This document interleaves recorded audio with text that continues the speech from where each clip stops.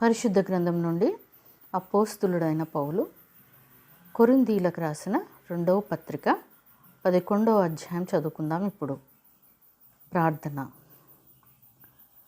పరిశుద్ధుడా పరిశుద్ధుడా పరిశుద్ధుడా, నీకు స్తుతులు స్తోత్రాలు వందనాలు చెల్లిస్తున్నామయ్యా.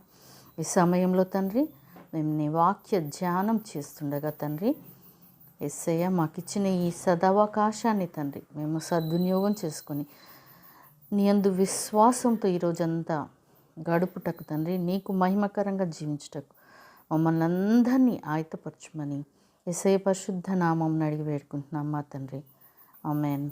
పరిశుద్ధ గ్రంథం నుండి అపోస్తులుడైన పౌలు కొరింథీలకు రాసిన 2వ పత్రిక 11వ అధ్యాయం చదువుకుందాం. కొంచెం అవివేకముగా నేను మాట్లాడినను మీరు సహింపవలనని కోరుచున్నాను. నన్ను గూర్చి మీరెలాగైనను సహించుడి. దేవాసక్తితో మీ ఎడల ఆసక్తి కలిగి ఉన్నాను. ఎందుకనగా పవిత్రురాలైన కన్యకను ఒక్కడే పురుషునికి అనగా క్రీస్తుకు సమర్పింపవలనని మిమ్మును ప్రదానము చేసిందిని గాని, సర్పము తన కుయుక్తి చేత హవ్వను మోసపరిచినట్లు మీ మనస్సులను చెరుపబడి క్రీస్తు ఎడలనున్న సరళత నుండి పవిత్రత నుండి ఎట్లయినను తొలగిపోవునేమో అని భయపడుచున్నాను. ఏలయనగా వచ్చిన వాడెవడైనను మేము ప్రకటింపని మరొక యేసును ప్రకటించినను, లేక మీరు పొందని మరొక ఆత్మను మీరు పొందినను, మీరు అంగీకరింపని మరొక సువార్త మీరు అంగీకరించినను, మీరు వానిని గూర్చి సహించుట యుక్తమే. నేనైతే మిక్కిలి శ్రేష్ఠులైన ఈ అపోస్తులుల కంటే లేశ మాత్రమును తక్కువ వాడను కానని తలంచుకొంచున్నాను. మాటల యందు నేను నేర్పులేని వాడనైనను జ్ఞానమందు నేర్పులేని వాడను కాను. ప్రతి సంగతిలోనూ అందరి మధ్యను మీ నిమిత్తము మేము ఆ జ్ఞానమును కనపరిచి ఉన్నాము. మిమ్మును హెచ్చింపవలనని మీకు దేవుని సువార్తను ఉచితముగా ప్రకటించుచు నన్ను నేనే తగ్గించుకున్నందున పాపం చేసిదినా? మీకు పరిచర్య చేయుటకై నితర సంఘముల వలన జీతం పుచ్చుకుని వారి ధనము దొంగిలించిన వాడనైతిని. మరియు నేను మీ యొద్దనున్నప్పుడు నాకు అక్కర కలిగి ఉండగా నేనెవని మీదనూ భారం మోపలేదు. మాసిదోనియా నుండి సహోదరులు వచ్చి నా అక్కర తీర్చిరి.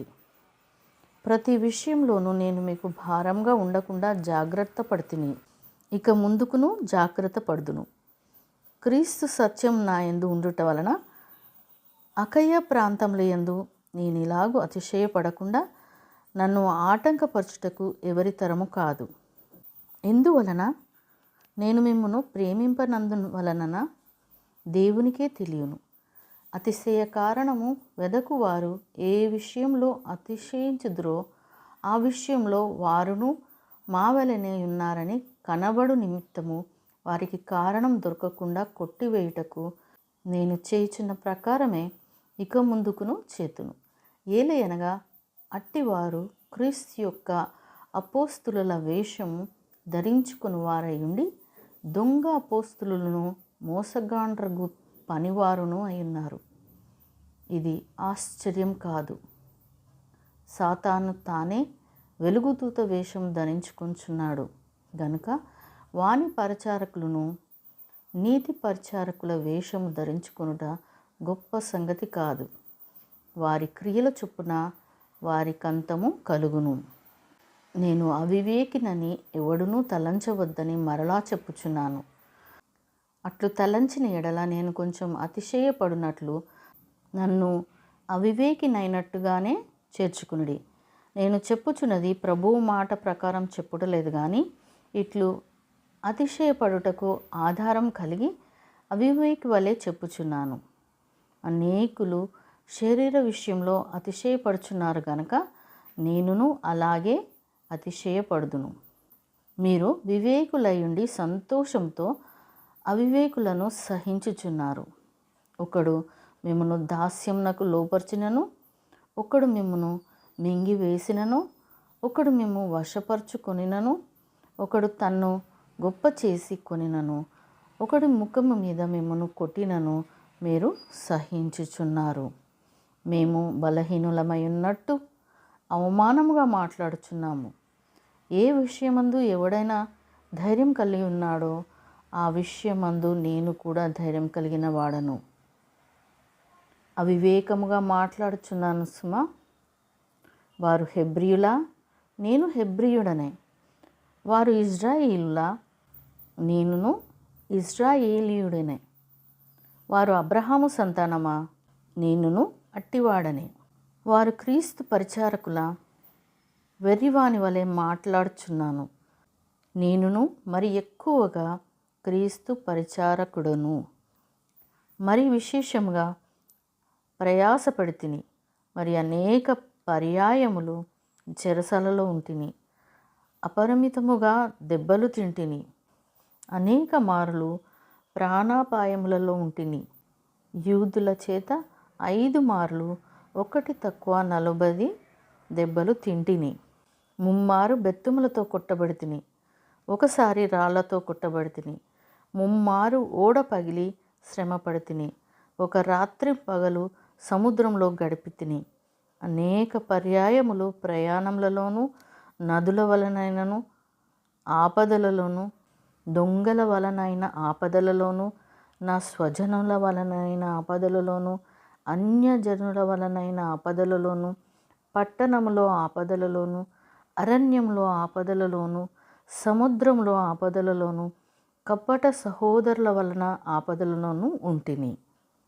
ప్రయాసంతోనూ కష్టములతో, తరచుగా జాగరణములతోనూ, ఆకలి దప్పులతోనూ, తరచుగా ఉపవాసములతోనూ, చలితోనూ, దిగంబరత్వముతోనూ ఉంటిని.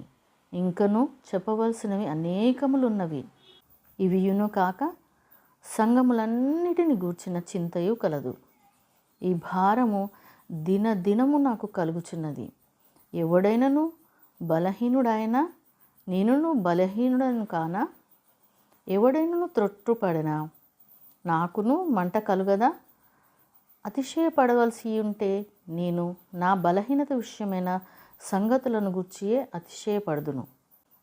నేను అబద్ధమాడుట లేదని నిరంతరము స్తుతింపబడుచున్న మన ప్రభువగు యేసు యొక్క తండ్రి అయిన దేవుడు ఎరుగును.